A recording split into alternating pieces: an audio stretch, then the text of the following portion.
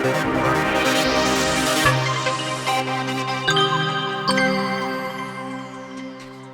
going on, everyone? Welcome back to another Monday Scale News Update. If you're not familiar with the show, we go over the topics from the RC scale world over the last week.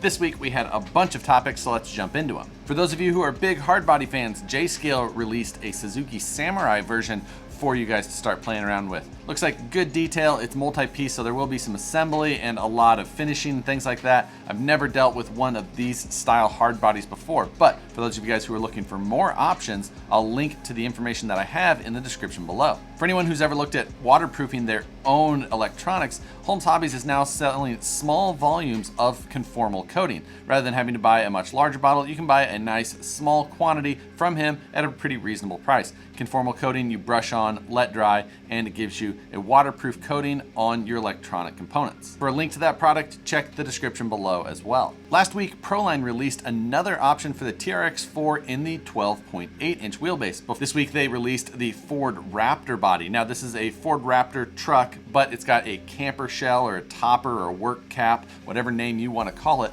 molded into the rear. So it gives you that Raptor look, but also a little bit of an SUV look. So it's just one more option for you if you don't want to change your wheelbase down to the more popular 12.3. Speaking of new bodies, J Concepts released a UTV body for something like the Traxxas Slash. Now it makes sense that someone would do this, and I can't believe it took so long. Most UTVs are independent suspension all the way around, and this body drops on there. It looks like a pretty large scale Can-Am UTV. So while it's not directly scale as we would normally see, this is a pretty scale application onto many popular short course style platforms. Looks like a pretty cool looking body, definitely something different that you don't see every day. If you're looking to freshen up the look on one of your old short course trucks, definitely seems like a pretty good option. More news from Proline over the last week also was that they released a molded rear bed. Now this is like a honcho bed replacement that bolts to one of their many cab-only body options. It also says that this fits several trucks such as the Vitara Ascender, TRX4, and so on.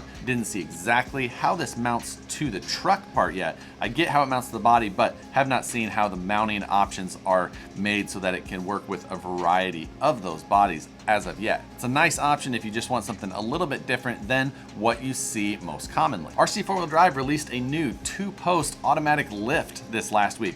Pretty cool. It's licensed by BenPack. Says it'll lift up to like 22 pounds. It's a pretty heavy scale rig. If you're one of the types of people that has a scale garage, I think that this is an absolutely cool piece, especially if you're someone who wants to do some video and want to have that scale motion. But it looks like they're ready for order now, so check out the specs and details in the link below. Over the last week, we had 3 new releases of vehicles, and they're all pretty interesting to me. The first one is the Cross RC BC8 Mammoth. This is an 8x8 military style vehicle, really appealing to me for some reason. I'm not normally a big military fan. Cross RC normally doesn't really have a lot of the vehicles that I'm really looking to buy myself, even though they look like pretty decent vehicles. But this one, for some reason, I think that whoever did the video did an awesome job and it makes it really appealing. Kind of looking at that, but it comes with a hefty price tag for something that I'm just not sure how much I would run, because with that 8x8 style with the big hard body and all that type of thing, I just don't know when I would run it, because how I like to run normally would not be conducive to that style of vehicle. But it is still really appealing to me, and I'm not sure why I am so fascinated with this new release from Cross RC. They put all the specs and details on their website, so if you're looking to spend $1,200 or $1,300, check it out. And then Axial released the new SCX-10-2 Blazer. Finally, we saw this as a leak from Tower Hobbies in December or something like that.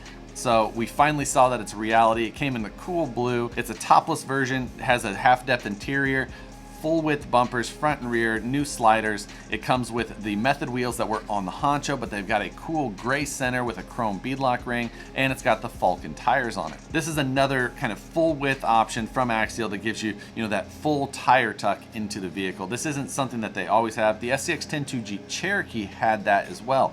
Now, it's a different driving experience driving a full-bodied rig like that. If you're looking for end-all be-all full performance, full-bodied, full-width rigs like this maybe aren't the best way to go, but they offer a completely different driving experience than some trucks that may be more pointed towards just pure performance. These make you take a different line and a different approach to a line that's a little bit more scale style driving. Mine arrived last week. right before I ended up having to go out of town, so I haven't really touched it yet, but definitely going to be looking at doing a handful of videos on it in the upcoming weeks. Really looking forward to getting into the details on this, as it is another mix of the Axial parts, such as metal links, but the one-piece axle housings and so on. Now, the one-piece axle housings are kind of hit and miss with some people. I really like them. I think that the rear specifically looks so much better, and I think overall that axle is just a better axle. The front, the one-piece C-hubs, if you break one, you do have to replace a whole axle housing. But as far as scale looks go, it's just a no-brainer, a better looking piece. As always, lots of people's opinions, one way or the other, whether they like the bumpers, don't like the bumpers, like the body, don't like the body. It's one more option from Axial. Always like to see them, and I'm looking forward to driving mine. And the last topic is the Gmade BOM, B-O-M. They had the GOM, the G-O-M, and now they have the BOM, B-O-M. Not exactly the best names, but this truck has got some pretty good looking features. Now, the BOM is definitely Gmade's taking a step back from their old chassis setups and really looking at what's popular. Specifically, it looks like the SCX-10 and trying to do things more similar to how they did it. It definitely looks like they took a close look at the SCX-10 and kind of worked around a similar style platform. The body is a square body truck of some people kind of think it looks like a Ford Ranger. You know, there's thoughts here and there.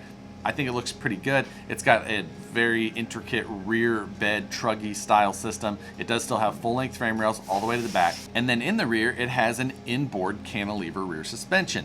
Now, that is something that we haven't seen from the factory, I don't think, ever on a crawler, unless you're counting something like Tamiya TXTs or the Tamiya CR01 even from way back. But we've seen them from the aftermarket in this world for quite a while.